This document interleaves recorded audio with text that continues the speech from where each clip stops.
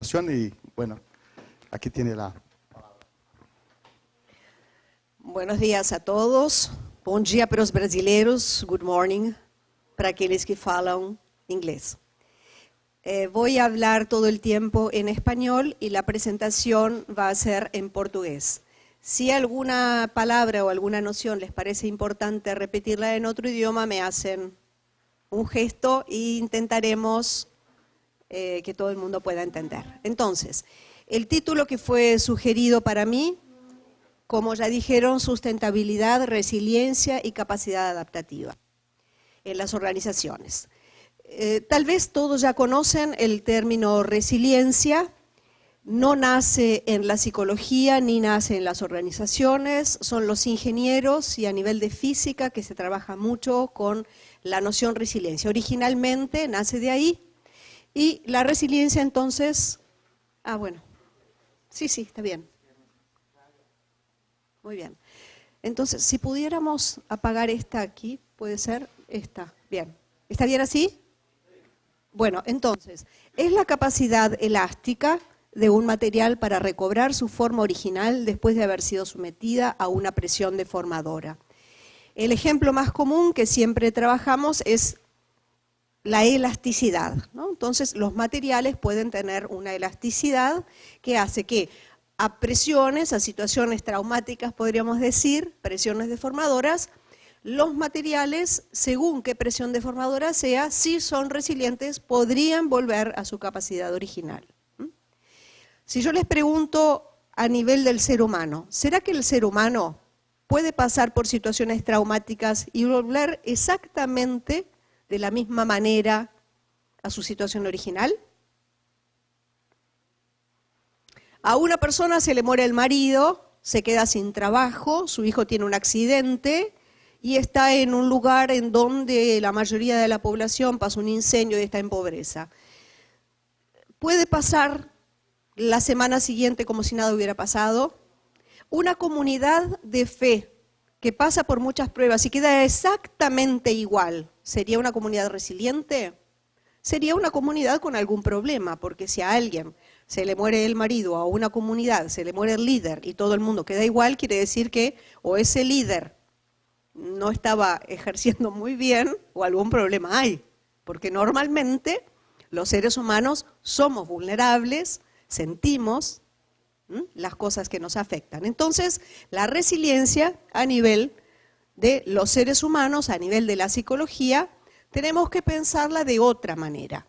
La resiliencia entonces sería una capacidad humana universal de personas o de grupos de lidiar, de recuperarse y de continuar proyectándose hacia el futuro después de una enfermedad, de un trauma, de situaciones de estrés, de condiciones de vida difíciles o de otros acontecimientos estabilizadores.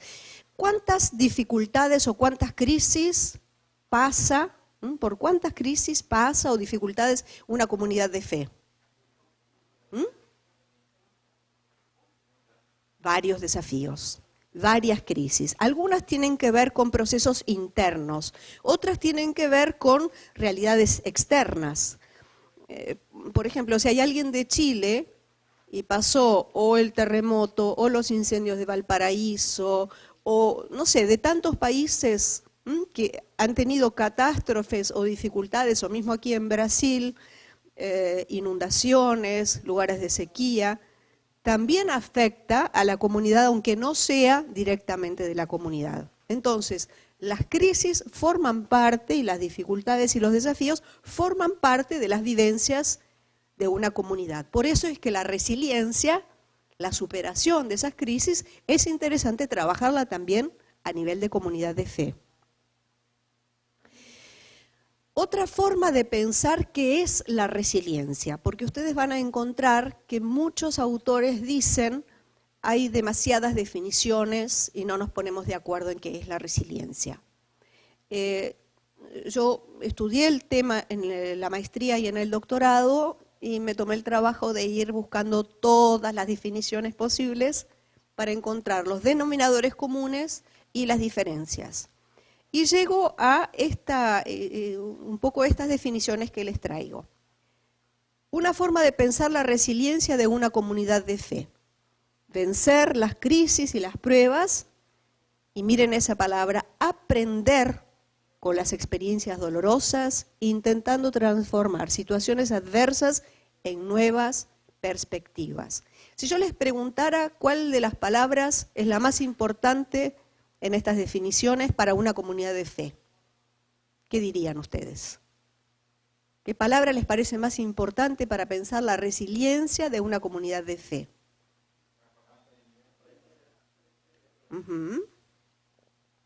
Cuando una comunidad aprende algo, dice, yo aprendí después de aquella prueba, fue tan difícil, pero somos más humildes, pero no nos creemos que vamos a transformar el mundo, pero empezamos a valorar más las pequeñas cosas, pero o sea, aprendemos. Cuando aprendemos el proceso de resiliencia, quiere decir que está realizándose. Y ahí dice, intentando transformar situaciones adversas en nuevas perspectivas.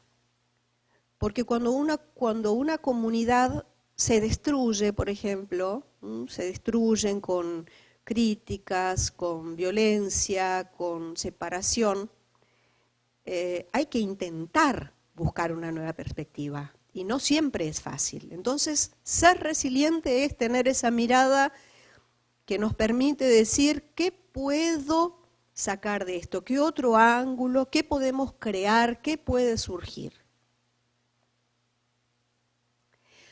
¿Dónde nació la resiliencia?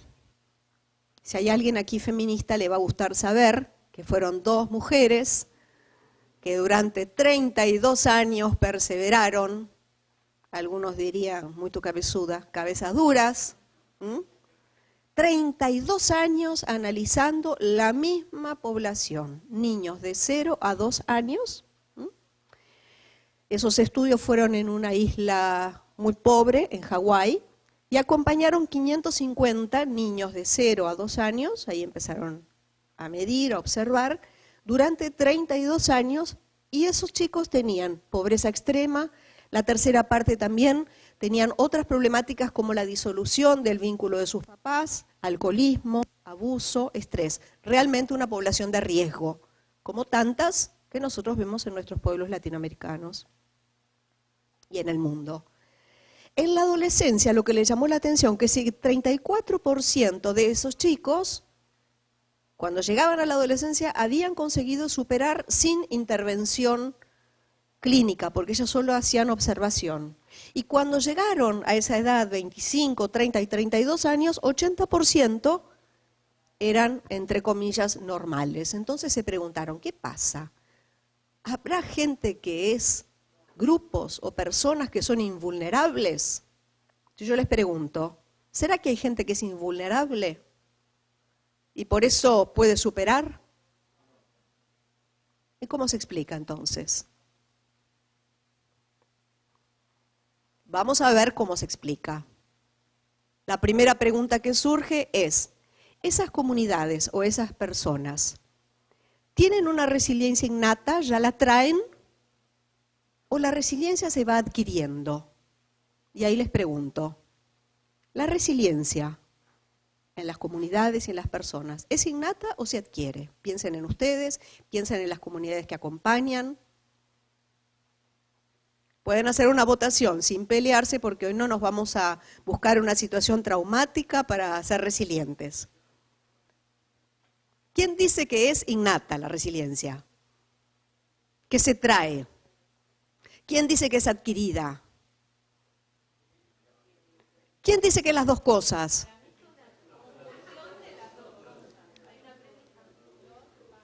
Los brasileños dirían, vocês estão ficando em cima do muro, ¿no? Ahí todo el mundo entendió, cosa boa. Es verdad que hay algo que es innato. Cuando nosotros vemos mellizos, gemelos, uno estornuda por todo, llora por todo, le duele todo, es todo débil. Y tal vez el otro, cara de pau, bien cara dura, bien social. Y uno dice, pero mismo sexo, univitelino, misma papá, misma mamá, mismo contexto, mismo. ¿Por qué uno parece tan fuerte y otro parece tan debilucho? Porque hay algo que también viene como innato, viene con la personalidad, viene con la biología. Pero no es lo único. Tal vez de esos dos mellizos, a medida que van creciendo, aquel que era más débil se fortalece más. Y aquel que parecía que no iba a desenvolverse solo, resulta alguien que parece resiliente. Así también en nuestras comunidades de fe. Algunas comunidades, nosotros tendemos a, no diría menospreciar, pero un poco desvalorizar las capacidades de esas comunidades. Y decimos, ¿y esa comunidad qué podemos esperar? Si sufre una dificultad no va a poder recuperarse muy fácil. Y de otras decimos, esa comunidad es tan fuerte que se va a recuperar. Y a veces nos engañamos. ¿Por qué? Porque hay capacidades que se pueden traer, que se pueden pensar, pero si la resiliencia es una capacidad humana universal, quiere decir que todo el mundo tiene, también está en nosotros desarrollarla o no desarrollarla. Y así como cuando en una pareja, la señora viejita, siempre era el marido que le paga los cheques, el marido que le arregla la casa, el marido que le hace las compras, muere el marido y uno piensa, esa señora se muere enseguida, a veces sucede, y a veces parece que después que murió el marido, ella aprende a gastar la plata del marido, aprende a pasear, aprende a salir, aprende a conversar, ¿no? Entonces uno dice, ¿pero cómo? Entonces la resiliencia no es algo dado, no podemos decir, este es resiliencia y este no es resiliente. Por eso esta segunda frase, una comunidad, todas las comunidades y todas las personas somos resilientes, pero podemos estar desarrollando más o menos esa resiliencia. ¿Cuál es el sentido de trabajarlo aquí, en esta temática de sustentabilidad? Las comunidades tienen capacidad de sustentarse, pero también hay que acompañarlas y ver cómo poder hacer para que ellas desarrollen con ayudas y también desde sí mismas, desarrollen las capacidades que les ayuden más a adaptarse, a reorganizarse, a transformarse, a ser más resilientes.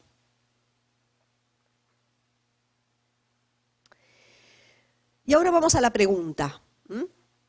¿Cómo podemos promover la resiliencia en una comunidad? ¿Qué capacidades de adaptación? ¿Cuáles serían esa forma o esos aspectos que la comunidad puede desarrollar y de hecho desarrolla? ¿Y cuáles son otros que tal vez la comunidad esa en la que estoy pensando no ha desarrollado mucho, pero tal vez esta otra sí?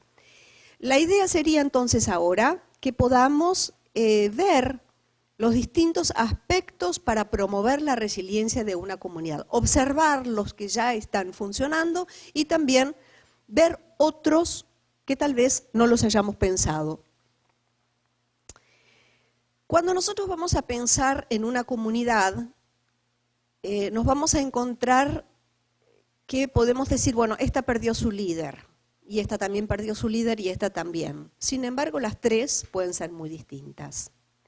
Miren estas dos imágenes, es algo simbólico. ¿Qué tienen en común y qué tienen de diferente? Sostener, proteger. ¿Qué otra cosa? Parece ser que son... ¿Alguien dijo algo?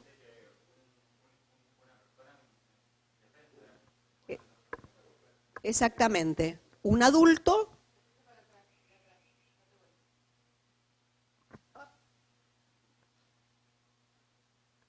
Perdón, gracias. Entonces, los dos son un adulto con un niño. Imaginemos que los dos son un bebé o un niño pequeño con 39 de fiebre. Si yo les pregunto el futuro de esa comunidad familiar y el futuro de esa comunidad familiar, ¿cómo ven el futuro de uno y cómo ven el futuro de otro? Los dos son papá o mamá con un niño con fiebre, 39 de fiebre. ¿Cómo ven el futuro de uno y cómo ven el futuro de otro? Es muy probable que en una situación así, esta es una foto de Sebastián Salgado, un fotógrafo brasilero muy conocido que relata muestra, pone en evidencia la realidad a través de sus fotos. Cuando hay un contexto en donde ecológicamente no hay nada, donde hay muerte, donde en el cuerpo hay falta de salud, donde hay alimento en pobreza, donde hay otras enfermedades, donde no hay redes de apoyo, es muy diferente a cuando hay otras miradas, otras personas, otra cultura, otro contexto. Entonces no podemos pensar la resiliencia simplemente viendo el factor traumático y decir, a ver, las comunidades que pierden un líder, o las comunidades que tienen crisis económica, o las comunidades que discuten por líneas teológicas. Porque tal vez esos que discuten por líneas teológicas también tienen otros factores de riesgo muy grandes. O tienen un montón de factores de protección muy grandes. En este contexto es que nosotros vamos a analizar la resiliencia de las comunidades. Siempre tenemos que preguntarnos qué factores traumáticos estamos viendo, porque tal vez estamos analizando una comunidad con un factor traumático, o tal vez esa comunidad está pasando por muchos. Por ejemplo, las crisis cotidianas de las comunidades de fe. Todas las comunidades pasan, pero no todas las comunidades pasan por grandes conflictos en sus líderes. Algunas personas en todas las comunidades se alejan, o algunas quedan con más fervor, pero tal vez no todas se escinden, no todas hacen rupturas por diferencias teológicas, o no todas pasan por otras cuestiones del entorno como ser robo, incendio, terremoto. Entonces, es importante que veamos en esa comunidad cuáles son los factores traumáticos, cuáles son los factores de riesgo que hay y cuáles son los de protección. Vamos a ver entonces los factores de protección, que esto es lo que más nos va a interesar. Existen factores de protección internos, inherentes a la comunidad, y factores de protección externos. Si yo les preguntara qué es lo que de afuera a una persona o a una comunidad le ayuda, ¿ustedes qué dirían cuando uno pasa por situaciones conflictivas? ¿Una persona o un grupo? ¿Qué es lo que más le ayuda de afuera?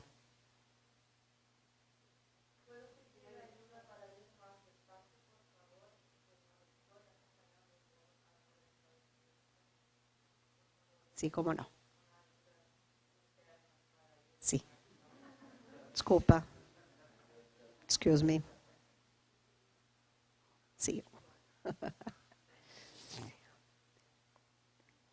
Entonces, existen factores externos que pueden ayudarnos y factores internos que pueden ayudarnos, tanto como personas como comunidades.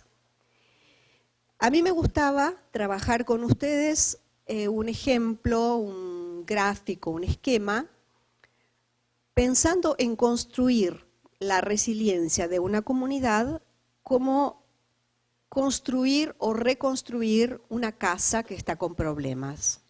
Cuando nosotros tenemos una casa vieja o una casa en mal estado, cada uno de nosotros, y en las familias lo vemos, o en las comunidades lo vemos, va a priorizar un aspecto. Y de repente hay gente que dice, lo más importante es empezar por un lindo jardín. Otro dice, no, lo más importante es que el techo esté bien. Otro dice, no, adentro, que esté cálido, hagamos una estufa. Otro dice, lo más importante es pintura para que esté todo limpio. ¿Qué es lo que será más importante? ¿Empezar por el techo, por el jardín, por la pintura?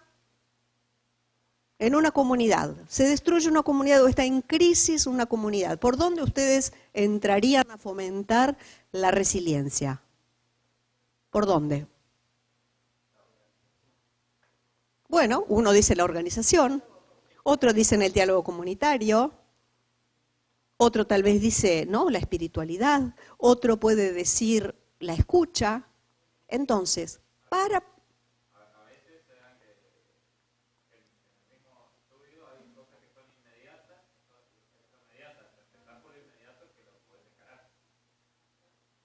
Bueno, entonces las estrategias para intervenir, para ayudar, para apoyar los aspectos para que una comunidad pueda renovarse o resituarse, también dependerán de lo que la propia comunidad elige y lo que las personas que están ayudando priorizan como posible, prioritario, primero, también de acuerdo a sus propias características. Por ejemplo, si quienes están trabajando en esa intervención son psicólogos, van a tener una mirada distinta que si son asistentes sociales, o que si son profesores, o que si son jóvenes, o que si son feministas. No hay uno que sea mejor. Son distintas maneras, por eso la casa con distintos lugares para poder abordar el trabajo de la resiliencia. Algo que a veces nosotros desconocemos cuando vemos una comunidad en crisis o en una comunidad afectada, nos olvidamos de algo que no es la resiliencia, pero es muy básico, que son las necesidades físicas. A veces hay gente que está muy cansada, que no duerme, que no come, que corre todo el día, o a veces ni come ni duerme, corre todo el día y se pretende que estudie, que no haga lapsus en su predicación, que prepare, que esté calmo, que no tenga ansiedad, que no se duerma.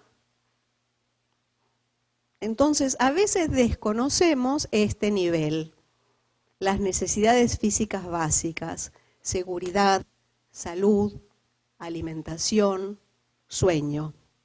No es resiliencia, pero es como la base. Si una comunidad estuviera toda enferma con el ébola o con cualquier, no nos vamos a preocupar primero de la espiritualidad, vamos a ver médico, salud, lugar donde estar, hospital.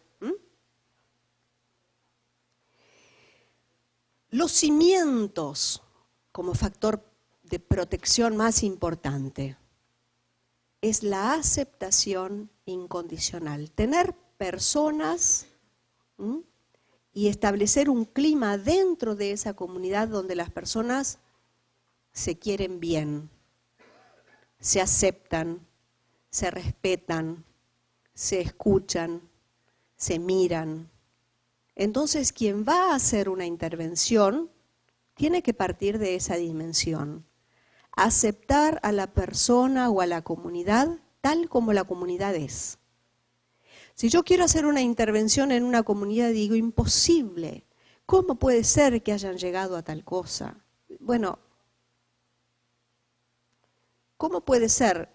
De hecho, es. ¿Cómo puede haber entrado la droga? ¿Cómo puede haber entrado la corrupción? ¿Cómo puede haber entrado la violencia? No lo sé, pero voy a trabajar con esa comunidad que sufrió violencia o que sufrió corrupción o que están muy enemistados o que se dividieron. Entonces, la aceptación incondicional es como la condición necesaria para que podamos ayudar a otra persona. Si yo ya voy con preconcepto, o si yo ya voy, y claro, son feministas, y claro, son machistas, y claro, son tradicionales, y claro, son unos progresistas. Ni que hablar los argentinos con los brasileros con los argentinos, los uruguayos en el medio, que a veces decimos, es que claro, tenía que ser argentino. Entonces, todos los países siempre tienen algún chiste de algún otro. Y entonces, y bueno, tenía que ser italiano. Y es un alemán. ¿Cuántas veces nosotros no vamos con esa mirada a las comunidades de aceptación, de respeto, de valorización? Y yo puedo estar aceptando a esa persona que está en la droga o que está en el pecado, que está en la deshonestidad. Puedo, porque si yo quiero salvar, acompañar, también puedo. No es que simplemente vamos a ir a los lugares o a las realidades donde todo está bien. Porque resiliencia muchas veces es de esta comunidad que está tan herida, que está con tanta rabia o que está con tanta división, ¿cómo puedo colaborar o cómo esa comunidad puede descubrir pistas para salir de esa situación? ¿Qué es un tutor de resiliencia? ¿Quiénes son esas personas que van a influir positivamente en la transformación, en el apoyo, en la sustentabilidad de una comunidad? A mí me gusta mucho esta definición de Boris Cyrulnik, que es uno de los autores que yo más trabajo. Es un ruso judío que a los 6 años ya su papá había estado en campo de concentración y murió. Avisan en Francia que van a agarrar a todos los judíos que quedasen. Los judíos se esconden en la sinagoga. Él fue con su mamá. Los agarran a todos y este judío ruso, Boris Cyrulnik, consigue esconderse arriba de la caja de agua del vaso sanitario, del inodoro, y no lo agarran. Imagínense un judío en plena época, campo de concentración, con 6 años, sin alfabetización, teniendo que esconder su acento, ¿no? O sea, todo, y manejarse sin familiares, sin amigos, sin nada, todo lo que pasó. Ese hombre se especializó en resiliencia, se especializó porque él determinó que en su vida haría un canto, un himno, un canto a la vida y se dedica a acompañar proyectos de resiliencia. Pueden encontrar muchísimas lecturas de él, después vamos a hablar algo más, es muy interesante ese autor.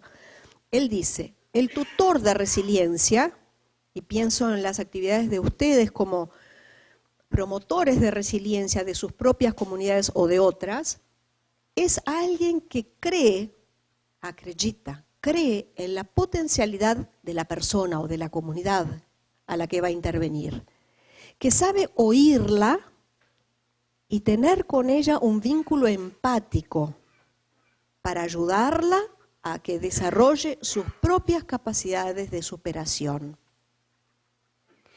Si nosotros queremos ayudar a una comunidad, no podemos nosotros hacer por la comunidad lo que la comunidad no hace. El tutor de resiliencia cree que la comunidad tiene capacidades de superarse, tiene capacidad de salir adelante. Entonces va a acompañar a esa comunidad o a esas personas que están más afectadas en ese desarrollo para que puedan salir mejor, superarse. Vamos a un segundo aspecto. Las redes de apoyo son también un factor de protección externo. ¿Cuáles serían las redes de apoyo social que tiene una comunidad de fe? Les pregunto. ¿Qué otras instituciones, qué otras redes? ¿Con qué otras redes de apoyo puede contar una comunidad de fe? ¿Otras comunidades? La municipalidad, el Estado, prefecturas, sistemas de salud, ONGs, junta de vecinos, escuela, hospital. Muchas veces no nos damos cuenta cuántos convenios, acuerdos, parcerías, en portugués, podríamos hacer con otras personas para potencializar el crecimiento de esa comunidad. ¿Cuántas veces hay grupos de tercera edad? O grupos de familiares de personas que pasaron por accidente, o grupos de exfumantes, o de tantas redes de apoyo que existen. ¿Les parece importante esto de las redes de apoyo? ¿Cómo? Hoy se piensa en este mundo donde estamos cada vez más que sin red sin contacto unos con otros no podemos. De hecho, ¿qué están haciendo ustedes aquí? Cada uno de un lugar diferente, venimos a complementarnos, a desarrollar más nuestros conocimientos, a intercambiar experiencias, ¿m? Y a potencializar esas posibilidades que tenemos. ¿M? Vamos a otra ventana por la que podemos entrar a trabajar la resiliencia. Esta, como un pilar de resiliencia, a mí me gusta mucho trabajar con resiliencia comunitaria de un argentino que murió hace pocos años, que estuvo aquí en el primer congreso que hicimos de resiliencia en la Facultad de Est, Néstor Elvio Suárez Ojeda, un argentino que trabajó muchos años en, ¿cómo se llama esto? De salud, OMLA, no, ¿cómo se llama? De salud latinoamericana, ahora ya me va a salir el nombre, y él trabaja mucho tanto la autoestima a nivel personal como la autoestima de un grupo. ¿Por qué es importante la autoestima? Porque el grupo que se mira a sí mismo con desprecio, ¿tendrá posibilidades de superar? El grupo que se mira en el fondo como con orgullo, ¿tendrá posibilidad de superar? Con orgullo en el buen sentido. ¿Mm? Un grupo o una comunidad que está, lo que diríamos, en una fase depresiva. No somos nada, todo nos va mal, nadie nos quiere, no se interesan por nosotros, siempre va a ser así, nunca nada da cierto, dicen los brasileros. ¿Tendrá posibilidad de resiliencia? Difícil, difícil. Cuando nosotros como líderes, como pastores, como obreros, empezamos a pensar, y no, yo no voy a poder hablar ese idioma, no me voy a entender con ese grupo, ay, no sé qué hacer, ya estoy quedando vieja, ay, estoy en un día, ¿podemos hacer algo? Yo no digo que seamos como los argentinos, a veces, algunos, soy argentino, ¿no?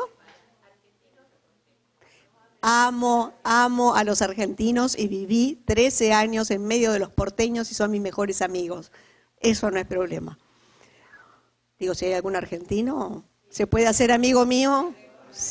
Se puede hacer amigo mío porque mi Buenos Aires querido, cuando yo te vuelva a ver. Y tenía que buscar un recurso de resiliencia para incentivarlos a ustedes. Yo sé siempre que cuando menciono Argentina, todo el mundo se entusiasma, le sube la autoestima. Entonces digo, qué diferente es cuando alguien, aunque sea, como dice el tango, flaca, fané y descangallada. Ustedes saben cómo son los tangos, ¿no? Los tangos relatan una situación dramática, pero con... Desde que se fue nunca más volvió, caminito amigo, yo también me voy. O sea, esa postura activa, esa autoestima, me dejaron, me abandonaron, no tengo nada, pero entonces soy yo que me voy. ¿No? Igual que los mexicanos. ¿Sí? Igual que los mexicanos. Bueno, después ustedes arreglan las autoestimas internacionales.